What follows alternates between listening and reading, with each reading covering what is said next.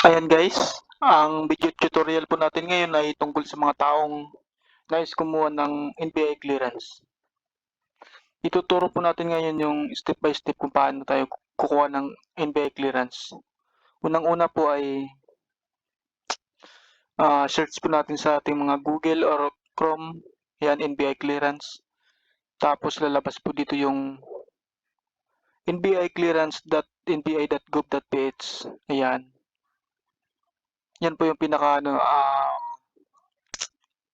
accurate na website ng ng ating ng NBI. Then may nakalagay po dito na sign in. Ayan. Para sa mga wala pang account sa NBI, unang-una ay gagawa muna tayo ng account. Ito yung sign in. Yan. Click po natin yung sign in, then agree. Close lang po natin yan. Then may mababasa ka dito na do you have an NBI clearance issued from 2024 to present? I-check po natin ito yung no. Ayan. Then select mo yung gender. Tapos civil status, single or married. Tapos yung birthday mo, anong taon, anong buwan, anong araw. Tapos first name mo, yan, pilapan mo.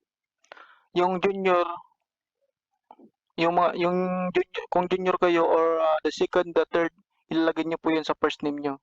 Then middle name, then last name niyo po. Tapos yung active mobile number niyo po. Then yung active email niyo po, make sure na mga active po yan. Kasi diyan minsan magbibigay ng OTP. Ayan. Tapos yung password nyo, enter password, tapos yung confirm password nyo. Pag natapos nyo na po yan pilapan, i-check nyo lang po yan yung may check dun yung agree. Tapos, ayan, dapat basahin nyo to kung anong mga napapaloob din sa Tapos pag nabasa nyo na, i-agree nyo lang. Ayan. Tapos i-check nyo to ang I am not a robot.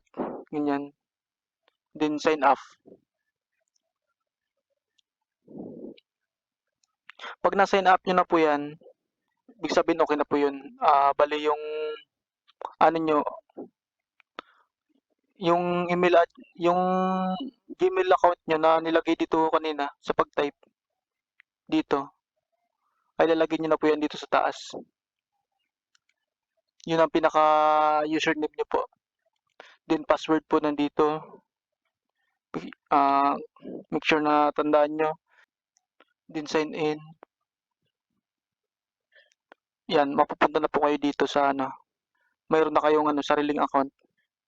Pwede nyo po yan lagyan ng picture. Sa akin, hindi ko muna nilagyan ng picture. Yan. Sa file. Sa pag-apply po ng clearance na, mag-apply na po kayo ng clearance dito po sa gilid. Ayan. Sa may mouse button po. Apply for clearance. Kung may maling information naman ito, edit information. Pero dahil sa mag-apply na tayo ng clearance for appointment. I-click lang po natin yung apply for clearance and then napupunta po tayo dito. Sa type of ID po, marami pong magpipilian dyan ng ID. Mayroon po diyang Marina, Senior Citizen ID, is called together with current registration card, Siman Book, Company ID, Government Employees, Solo Parent ID, Certification from Malacanang in connection with the indigenous groups, tribal membership, founding, yan, Certification from the local civil service, Postal ID, Pag-ibig ID, nakalagay dito sa Pag-ibig ID not the loyalty card, driver license, birth certificate, authenticate by PSA, ayan yung mga PSA natin pwede rin, PRC license, BIR, voter's ID or certificate of registration, PhilHealth, passport, UMID, SSS and GISS, ayan. Dahil po yung ginamit ko ay ano lang, birth certificate authenticate by PSA. Yan po yung ginamit ko. Tapos ito naman po yung ID number ng ano ko ng PSA birth certificate. Ayan. Tapos pag nalagay niyo na po yan kung anong type ID niyo, i-agree niyo lang po. Ayan. Tapos close niyo lang po. Dito sa taas, sa select NBI branch, kung saang lugar kayo, kung saang may malapit na NBI na malapit sa lugar nyo, i-search nyo lang dito. Limbawa ako, Palawan. Yan, talaga dito Palawan, Puerto Princesa City. Nag-iisa lang naman dito sa Palawan eh. Tapos pipili kayo dito ng date kung kailan kayo kukuha ng NBI clearance. Kung anong date kayo gusto niyo magpa-appoint, ayan. Ako, ngayong araw mismo.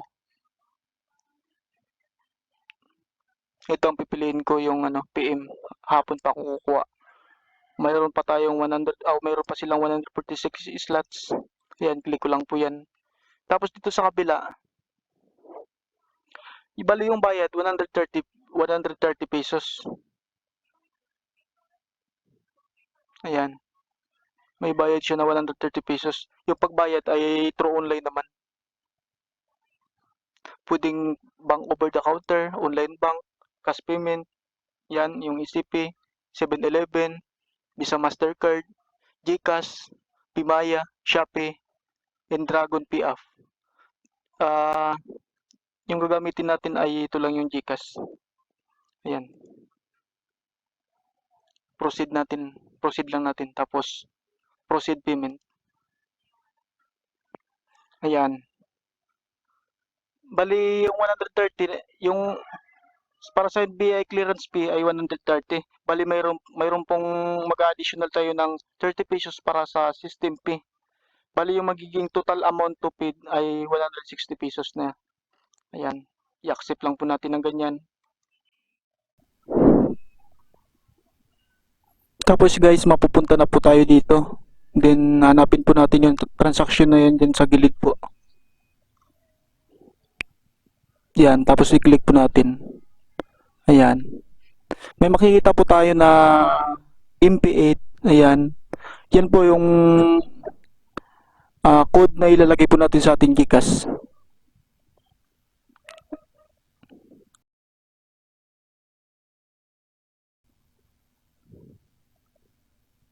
Ayan guys, nandito na po tayo sa ating GCash account ngayon. Pagkatapos po ay i-click po natin ito yung yung bills. Ayan. Pagkatapos po ay mapupunta po tayo dito, hanapin po natin dito yung government.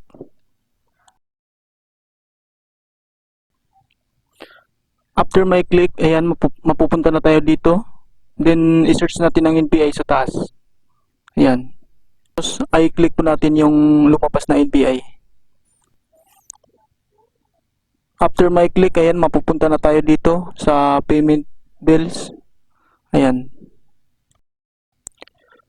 Ilagay po natin dyan 160 pesos. Pagkatapos ang ating active mobile number, make sure na tama po yan. Din ang ating email account, optional naman yan kung gusto nyo lagyan o hindi, pero mas maganda lagyan nyo kasi doon sa Gmail nyo magbibigay ng receipt. Ayan. Guys, may nakalimutan nga pala ako. Ayan, dyan sa taas po ng ating cellphone number or contact number, may nakalagay po dyan na reference number. Bali, ilalagay lang po natin dyan yung reference number na ito na galing sa NBI para maging konektado po sa GCash yung ating bayad. Ayan. Pag okay na po, pwede na po nating i-click yung next. Then okay na po, maghintay na lang po tayo ng message sa ating cellphone. Then ayan guys, mga ilang minuto lang nakatanggap na tayo ng message na galing sa NBI. Ayan, successfully na po yung ating bayad.